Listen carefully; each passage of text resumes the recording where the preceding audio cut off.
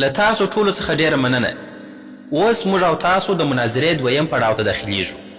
له دې پړاو وروسته له تاسو ټولو مېلمنو څخه پوښتنې اخیستل کیږي، که یې له مفتي صاحب څخه کوئ که یې له جاوید اختر صاحب څخه کوئ. په دغه دویم پړاو کې مفتي صاحب او جاوید اختر صاحب به د یو بل څخه پوښتنې کوي. اوس شروع د مفتي صاحب څخه کوو. مهرباني مفتي صاحب پوښتنې مو شروع کړئ. ډیره مننه. د جاوید اختر صاحب څخه زما پوښتنه دا ده، تاسو د کانټینجنسي ارګومنټ په اړه څه فکر کوئ؟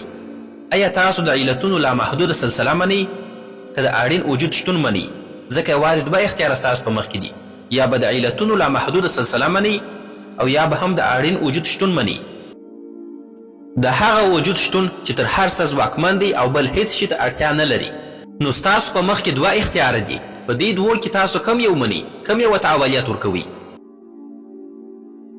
لومړی خو زه صادقانه وایم، زه د کانټینجنسي په کلمه باندې سم نه پوهیږم او هغه انګلیسي لغاتونه او کلمات لږ ماته پیچلي ښکاري. ایا تاسو کولی سئ چې په ساده ژبه زما څخه په دې اړه پوښتنه وکړئ؟ هو بالکل، زه کولی سم چې تاسو پوه کړم. د کائنات هر څه کانټینجنټ دي. دا معنا لري چې د خپل شتون لپاره په بل څه پورې تړلي دي. کانټینجنټ دا معنا لري چې د خپل شتون لپاره په بل څه پورې تړلي دي. کوم څه چې تړلي وي په بل څه پورې هغه مستقل نسي کېدلی، نو یوه وجه لري. اوس تاسو پوه شولاست په دې باندې لامحدوده سلسله نسته.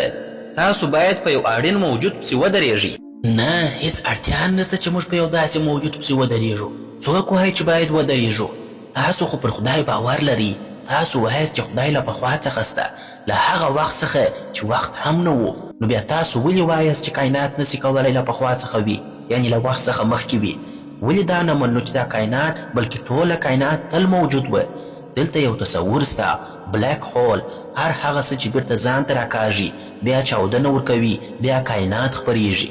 موږ انسانان خو ډېر کوچني یو، موږ یوازې 50 یا 60 کاله ژوند کوو، خو کائنات د کروڑونو کلونو عمر لري.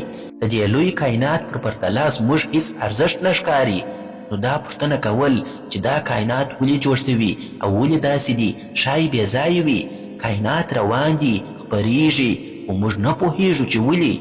دا کائنات چې خپریږي چیرته روان دي، ولې خپریږي؟ بس موږ ته همدا بس دي، نوره پوښتنه مه کوه. کوم ستوري چې موږ د دوربین له لارې ګورو هغوی دومره لیرې دي چې زموږ له ژوند سره هیڅ تړاو نه لري.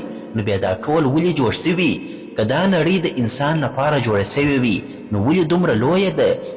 ولې دومره شیان سته چې موږ ته هیڅ ګټه نه لري؟ ځینې خلک وایي چې دا ټول د انسان لپاره جوړ سوي دي، خو دا خبره سمه نه ښکاري.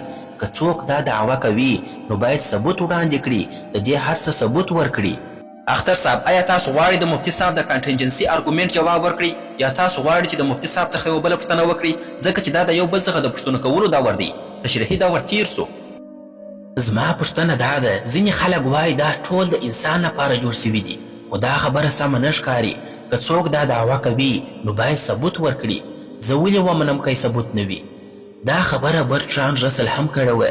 څوک چې دعوه کوي ثبوت یې راوړي. هغه چې مفتي صاحب په ټوک راواړول. اوس د دین خبره راځي. خدای په یو دین کې نه بلکې په ډیرو دینونو کې پیغامونه ورکړي دي، خو په دغو دینونو کې یو د بل سره اختلاف هم سته. په یو دین کې یو کار روا دی، په بل کې ناروا دی، نو د ټولو د یو شان نه دي. نو پوښتنه دا ده، دا ولې داسې دي؟ کله ناکله داسې فکر راځي، که خدای رښتیا سته ولې ځان نه ښکاره کوي؟ ولې خبرې نه کوي؟ لکه د فوټبال په یو فاینل لوبه کې چې هم د تلویزیون څخه کتل کیږي او هم په میلیونونه خلک ورته ناست وي، او په همدې میدان کې خدای ووایي زه خدای یم، نو ټول خلک به یې واوري او خبره به یې حتما ومنل سي. نو ولې دا هر څه پټ دي؟ ولې نه ښکاري؟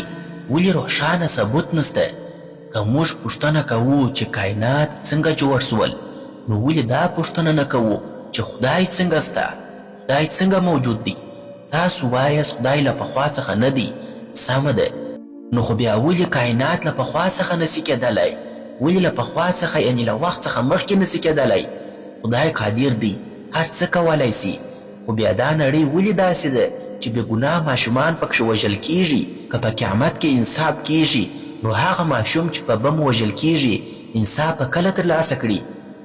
مهرباني مفتي صاحب، زه جواب درکوم.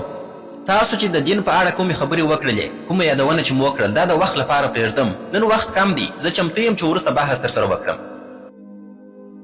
په دې اړه به د خدای د شتون یو دویم پړاو مناظره جوړه کړو. دا چې نن موږ دلته د خدای د شتون په اړه خبرې کوو، نو ستاسو پوښتنې به هم جواب سي. ستا د پوښتنې جواب درکوم. تاسو وویل چې تاسو نه ده ثابته کړې د کانټینجنسي ارګومنټ بنسټیز ارګومنټ څه شی دی. دا کانټینجنسي څه معنا لري؟ تاسو یې راته تعریف کړئ. دویمه خبره، تاسو وویل چې میلیارډونه او کروړونه نوري کاله لیري، دا زما سره هیڅ تړاو نه لري، یوازې محدود فکر مه کوئ. درېیمه خبره، تاسو د شر مسئله ذکر کړئ. د شر مسئله دوې خبرې لري. لومړی دا چې خدای مهربان او قادر مطلق ذات دی، مګر په دنیا کې ظلم سته. خدای ټول پوه حکیم ذات دی. ستاسو فهم د دې دلایلو سره پرتله کېدلی نسي. نو اوس دلته دوه خبرې سولې. لومړی، خدای یوازې قادر مطلق او مهربان ذات دی. دویم، په دنیا کې د شر شتون بې دلیله دی. حقیقت دا دی چې ټول انسانان دنیا ته د امتحان لپاره راغلي دي، او د هر انسان امتحان په جلا جلا طریقه اخیستل کیږي. که چیرې شر په دنیا کې موجود وي، د شر شتون د انسان د ازمایښت لپاره دی، د انسان د شرافت او پرمختګ لپاره دی. که شر نه وي، ازمایښت څه معنا لري؟ له همدې امله شر هم د خدای جوړ سوی دی، خو اصلي شر هغه دی چې انسان د خپل آزاد ارادې سره کوي. د مثال په توګه د تیري قضیه د انسان د آزاد ارادې پایله ده، نه د خدای. خدای د آزاد ارادې نظام جوړ کړی دی. څوک چې غلط کار کوي سزا ورکول کیږي. او بل تاسو وایاست خدای ژوند او مرګ ورکوي. دا غلطه خبره نه ده. خدای د آزاد ارادې نظام جوړ کړی دی چې له دې لارې انسان ته مرګ او ژوند ممکن دی. تاسو وایاست خدای یوازې مسؤل دی، انسان مسؤل نه دی. دا تاسې څنګه خبرې کوئ؟ آیا هر ځای کې به د شرافت او خیر ثابتولو لپاره تاسو خامخا شر او بد ورسره مقایسه کوئ، تر څو دا ثابته کړي چې هغه شریف دی او دا شریر دی؟ یعنې که شر نه وي، تاسو خیر نسي ثابتولی؟ ګوره اختر صاحب، یو استاز په یو امتحان کې په یو پارچه کې غلط او صحیح دواړه انتخابونه یو شاګرد ته ورکړي دي. که شاګرد د صحیح پر ځای باندې غلط انتخاب کړي، په دې سره استاز نه دی ملامت، بلکې شاګرد ملامت دی.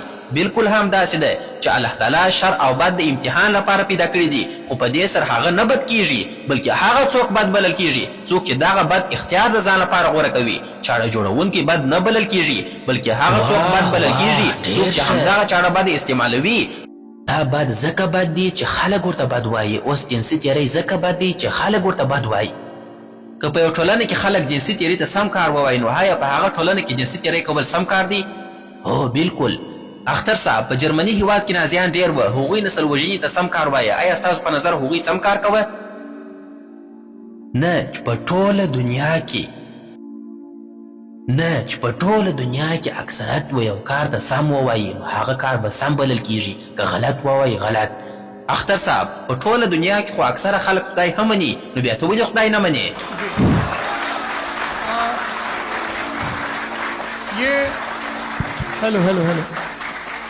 ستاسو د دواړو د آخري خبرو وروسته به د ناستو کسانو پوښتنې واخلو.